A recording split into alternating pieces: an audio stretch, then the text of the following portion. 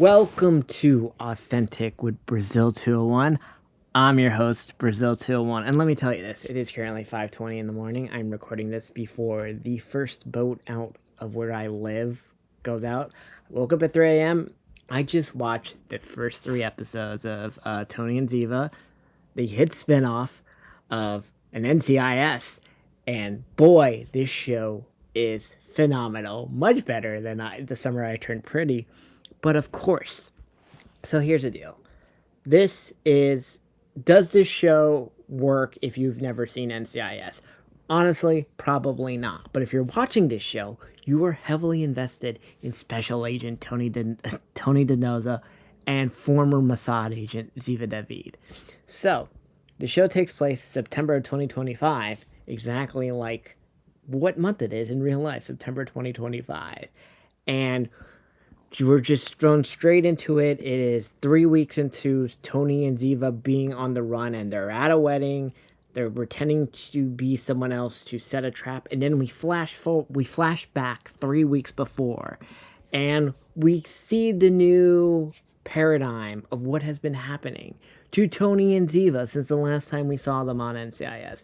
For references, last time Ziva was on NCIS, it was 2019, and Gibbs was still leader, and she was trying to kill the guy that was hunting Ziva the entire time. The whole reason we thought Ziva was dead, as you all know, Tony and Ziva have a child named Tally, named after Ziva's sister. And let's go through our new paradigm of the hit team. So first, Tony does not work for NCIS anymore. He is a security analyst for Interpol. So he does not work for Interpol, but he does security for Interpol. We meet Claudette, who is our McGee Whitacode. Then we have Boris, who is also a McGee, but with abs. His wife, Fruruzi. Henry, who is, I want to say, maybe our villain or secret villain. Pierre and Martine, who are real villains. And a bunch of other things. So we start off with the episode that apparently Interpol is being robbed of $9.5 billion. And we only know this because Tony and Claudette have increased security, cybersecurity, at this Interpol bank firm. They get the alert and they drive straight through. But they're not really cops right now, but they have special cop-like things so they will not get arrested. But the cops are chasing them. And they use this as bait so that the cops are there as they break into, well, not break in, but go into the cybersecurity place that is currently being robbed. They get in, Claudette is there, she sees the special USB called the 9.4, which is our MacGuffin for this season. And little we know in the shadows that Martine is watching the entire time, but she sees the cops, she runs away. Also, can I just say the production value of this show is fucking insane. I can't believe we have an NCIS spinoff show that looks like a real prestige television show that looks like a Mission Impossible movie, because this is being shot in every Mission Impossible location we have had from 6 through 8, and it is amazing. It is insane to see an NCIS show with such high value. This show looks beautiful. It's well written. I can't believe it. And by the way, for those of you who don't know who Tony and Ziva are, Tony is the original Barney Stinson, and Ziva is the original Black Widow. As well as Tony and Ziva's will they won't they romance is as legendary as what was Stabler and Olivia Benson. But guess what happens in this show? Something that, by the way, after 27 fucking years of Law and Order, Stabler and Olivia Benson still haven't fucked yet on television. I am 33 years old. I am waiting for the time they finally fuck. And they still have not fucked. But we get the most visually beautiful sex scene of Tony and Ziva on this. And I mean, it is graphic and it's crazy and they look great. Because I don't know if the last time you saw Tony, well, the actor who played Tony, Michael Weatherly, he was a show on Bull, looking like a little chunky and fat. But we're in the Ozempic era, baby. And boy, Ziva He's fucking gorgeous. Tony looks so ripped. He has abs. I know I'm just jumping all over the place, but this is real prestige television. This is, I think, one of the 10 best shows of the year, or at least is going to be on the outside looking in.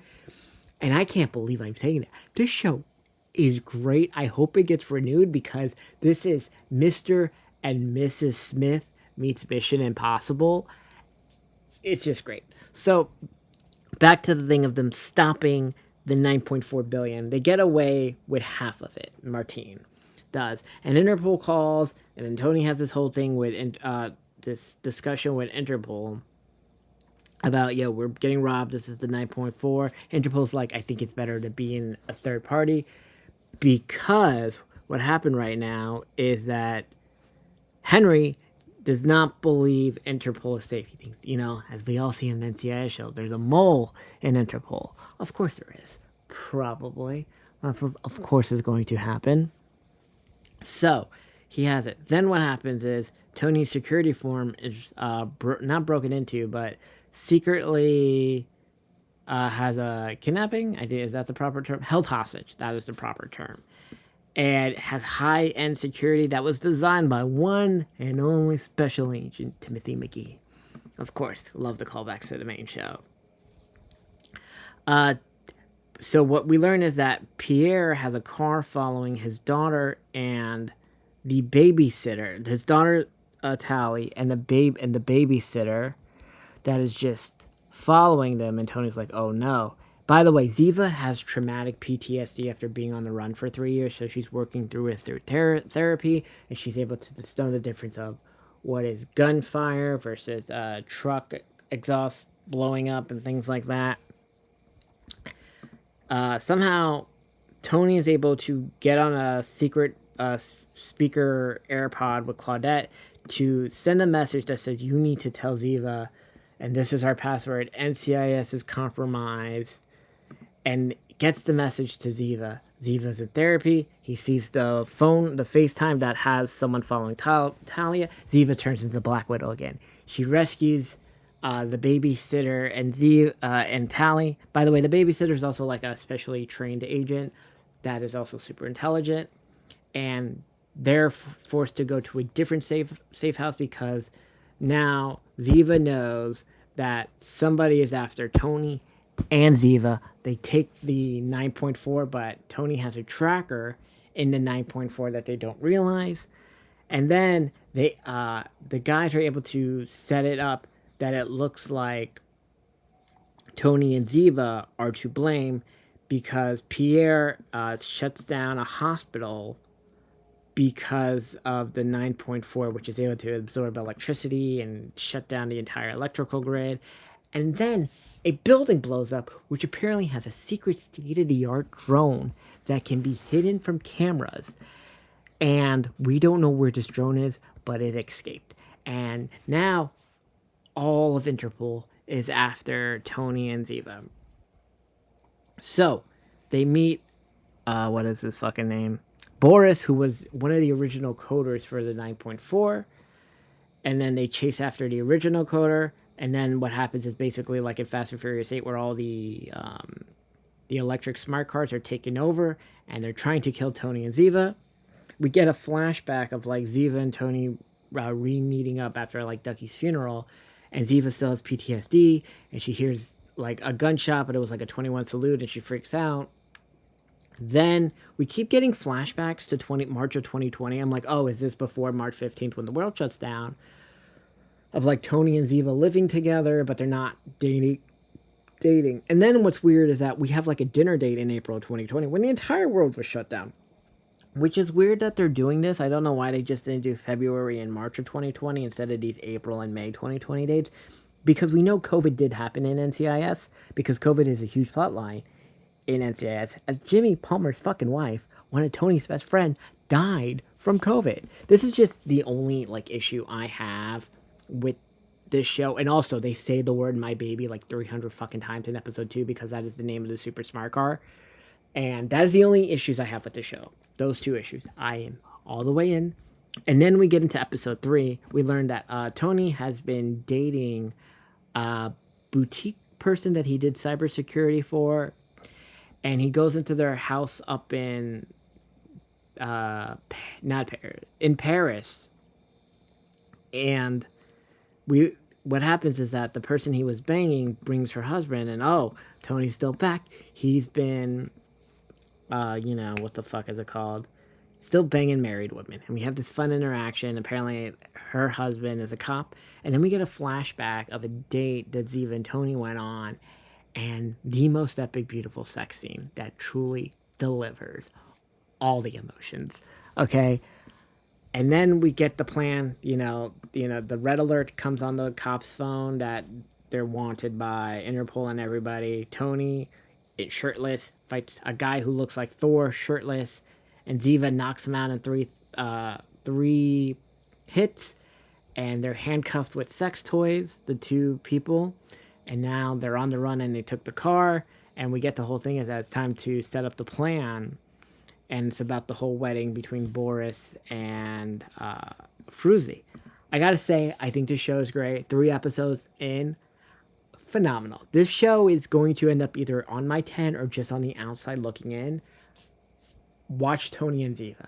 I can't believe we have prestige NCIS television and it works. Does this show work if you're not 10 years / 15 years invested into the Tony Ziva relationship? I think so. I think you can kind of jump right in. There's this whole little flashback before episode 1, so you can kind of learn who they are in the entire situation.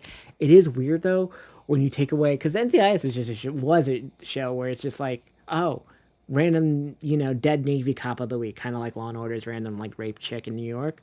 This has nothing to do with NCIS, but the throwbacks are good for those who are invested. It has this fun push and pull with the main show. I hope the show gets renewed. You know what I want? I'm really hoping like Eleanor Bishop is like in the show, and I know they weren't, okay, because we would have known that if anyone from the main show was on this, because like this show and like Emily in Paris and Summer I Turned Pretty were all like shooting at the same time in various European areas. So like we kind of knew who was already on the show and not. I love it. I am here every week for this show. Great fucking job.